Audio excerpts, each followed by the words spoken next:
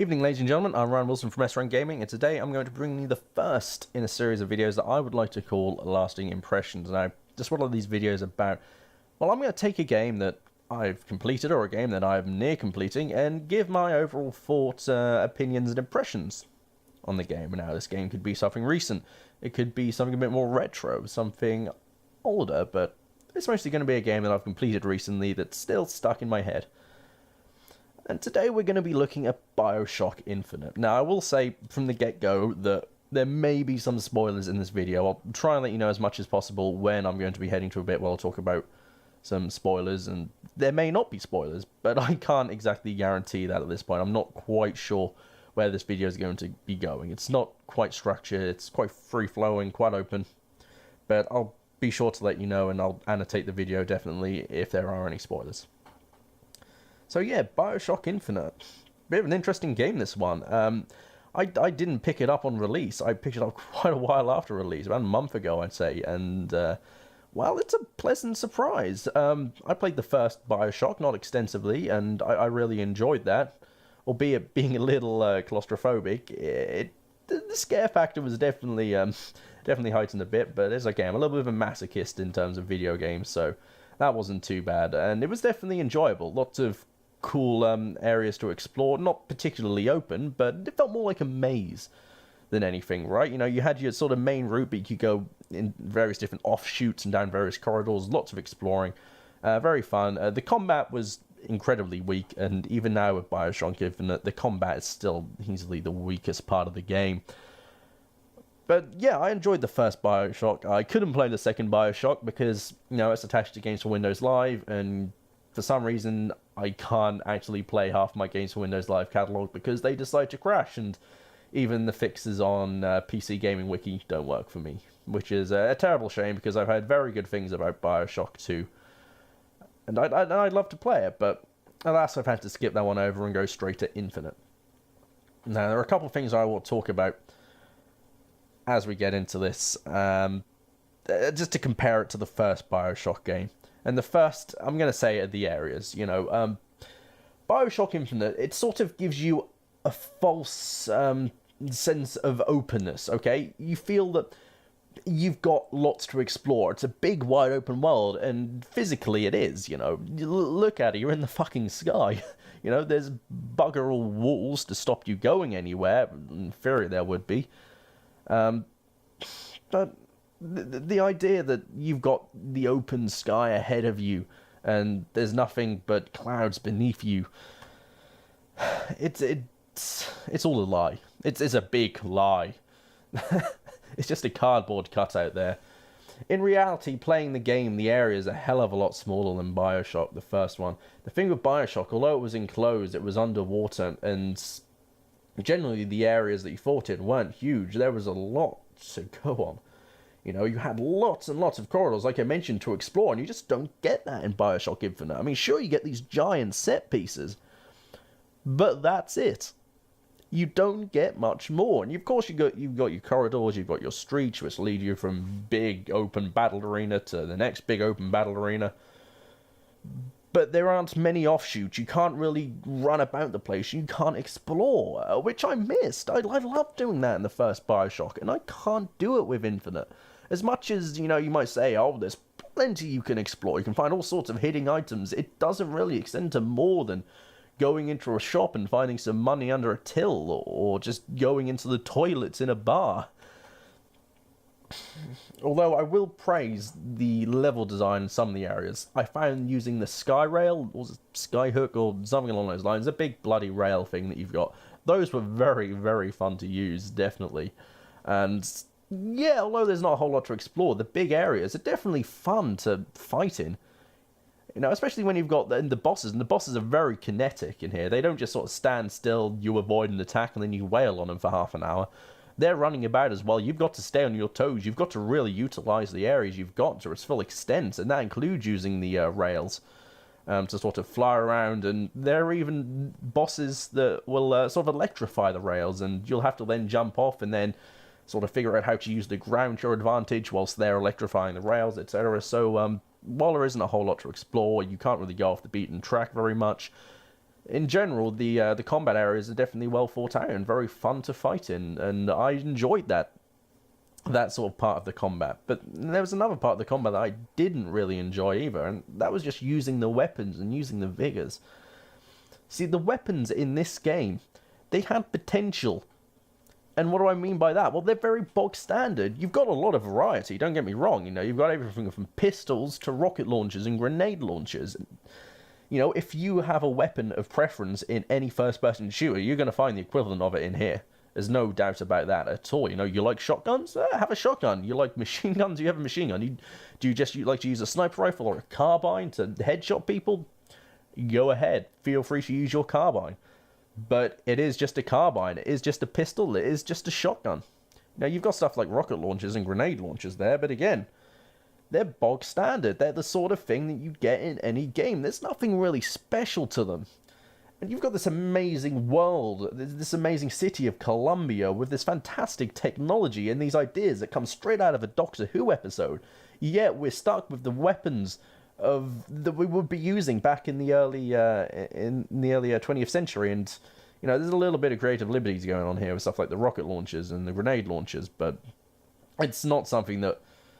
Sorry, it's something that we've definitely seen elsewhere. We've seen these sort of grenade launchers and rocket launchers, and it's after a while you just get kind of bored of them. There's nothing particularly important about them. There's nothing that came out and really struck me as being fun about using these weapons. The vigors are also quite boring as well. For those who don't know, the vigors are essentially your plasmids from BioShock 1 and 2. You've got stuff like, for example, you've got this sort of meteorite, this fire vigor, right? And it's stylized like a flaming ball. And when you throw it, it acts like a grenade. It's exactly the same thing as a grenade. You hit an enemy, it'll explode. You don't hit an enemy, it'll stay on the ground and explode after 5-6 seconds or so. You got a return from some of the earlier BioShock games with stuff like the lightning. You can electrify water in the floor, or again, you can use the fire vigor to set a light to gas, to sort of oil that's along the floor. And then you've got a return of abilities like the one where you can possess sort of turrets, you can possess other people, which is always fun. And there are definitely some charming vigors here and there, but I don't want to say they don't have weight to them. It was just so easy to get bored of them. It really was. Worst of all, they limit you to 2 weapons at a time. We've got the whole 2-weapon system going on here. You know, you don't pick up your weapons in the old Quake style and then sort of switch between them using 1 through 10 on your keypad. You just have 2 at a time, then you pick one up, you ditch one, which, you know, some would argue it makes you think ahead, but unless you played the game before, there's no thinking ahead. You'll go into one area and it'll just be your bog standard 10 guys dotted around the room, trying not to get your head blown off. You duck in and out of cover and you kill them. You go into the next room, oh, there's a big stompy guy who'll jump all around the place and try to knock your block off with his foot. You can't prepare, and that's kind of a big flaw in the whole idea of having a 2-weapon system. For a game that can be quite spontaneous, you want to have all of the weapons you can at your disposal, and you have that with your vigors. You know, you can swap out your vigors at any point, which I suppose kind of makes up for it. I suppose it does. I mean, for example, if you see a bunch of enemies coming at you, you've got the vigor which possesses enemies, and then you've got another one which levitates them off the ground temporarily. And you see the enemies are coming at you and they're about to run over an oil spill. You can quickly switch one of them out to, say, the fire vigor, set fire to the oil, and then switch that back out to the levitating one, levitate all the enemies as they're burning alive, and wail into them with a machine gun, if that's even a phrase. I don't think that's even a phrase. But fuck it, it's a phrase now. Let's go with it. So the vigors do kind of make up for a little bit in terms of combat tactics, but I still think they're kind of boring. You know, they didn't really have anything interesting in regards to what they do. It all just felt like an ability that we've seen elsewhere that's been reskinned slightly, and if not, then they were just boring. Levitating an enemy up in the air. Great, useful, boring nonetheless. Now we're talking about the actual gunplay. The gunplay, it feels fairly good. It's not the best first-person shooter I've ever played. Don't get me wrong, I've definitely played a hell of a lot of better first-person shooters, but the guns feel good. There's a good amount of feedback in there. And the guns, whilst boring, they weren't, I wouldn't call them fun to use. They weren't terrible to use. Definitely, I enjoyed shooting enemies, and it felt like I was shooting an enemy. It didn't feel like I was shooting a pea shooter. And when I had a shotgun, it felt like that. When I had a revolver, there was definitely a bit of feedback going on there, which was good. It's definitely something that needs to be in a hell of a lot more first-person shooters. I've played some, and the guns don't feel real at all, and I can't really sort of speak for that since I've never fired an actual gun. But I can't imagine guns to feel like you just hold them and then bullets shoot out of the other end with nothing going on. I'm gonna bet that there's definitely gonna be a little bit of recoil, a little bit of force feedback going on there, and there's a good amount in this game. So gunplay boring, but feels good, and I think the overall idea is that it gets you from A to B and does a little more than that. The open areas, as I said, make the combat interesting, and they make it fun, and that's what kind of makes up for it a little bit. Now, what else is there to talk about BioShock Infinite? Let's talk about the characters. Let's talk about the plot and the story. Now, this is where it gets interesting. This is where the game really shines, okay? This is one of the best stories in a video game that I've seen in a few years. We've had some pretty nice gems come out recently. I'd say the last game that really, really sort of hit me emotionally was probably Bastion. I think that was 2010 or 11? I think that was 2010.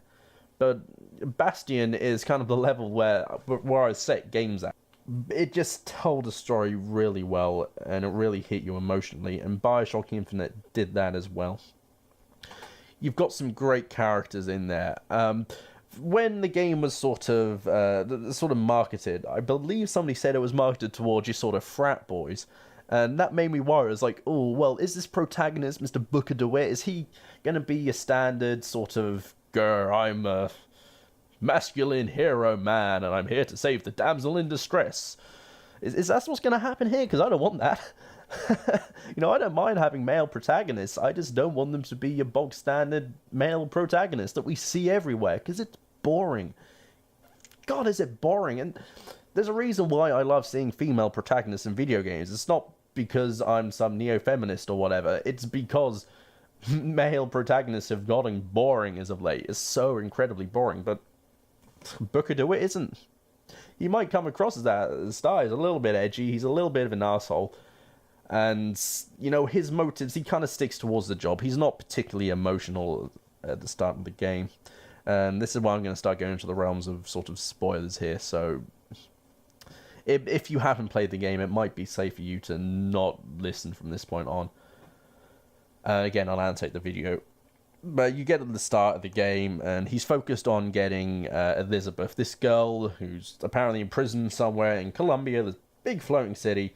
He's got to bring her back to some people in New York, and he'll have his debts erased, And at the start of the game, you find her, okay, and she's a little bit sort of resistant at first. She doesn't want to go with you, and then you sort of start to lie to her slightly. You start to say, okay, we'll get out of here, we'll go to Paris. You always wanted to go to Paris, so, you'll say we'll go to Paris, and then when you get this big airship, she finds out, wait, where am I going? You're taking her to New York. You don't care about anything other than the job. And then your character starts to develop a little bit. Elizabeth, she doesn't want to go with you to New York, so she fucks off. And Booker DeWitt starts to revolve from that point on. And his character really expands from just being this grizzled, middle-aged man focused on the job and nothing more, to being this guy who starts to care for Elizabeth. And big spoilers here. A lot of people look at the game and they sort of think, oh, female lead, male lead, love interest, definitely. No, I don't get that at all. And, as I said, big shockers here. Booker DeWitt is the father of Elizabeth. And that sort of father-daughter relationship is all that I saw. People are sort of claiming that they were kind of led into a false sense of security here. But I can't put that down to any more than just sort of cliche and people being so attached to cliche and that they thought that this sort of love interest would evolve, and no, I didn't get that at all. The feeling that I did get for the two of them is, once Booker DeWitt really sort of sees her side of the story, and he looks past just getting her home and cleaning his debts. This relationship does start to evolve a little bit, and I love that. It was portrayed really well.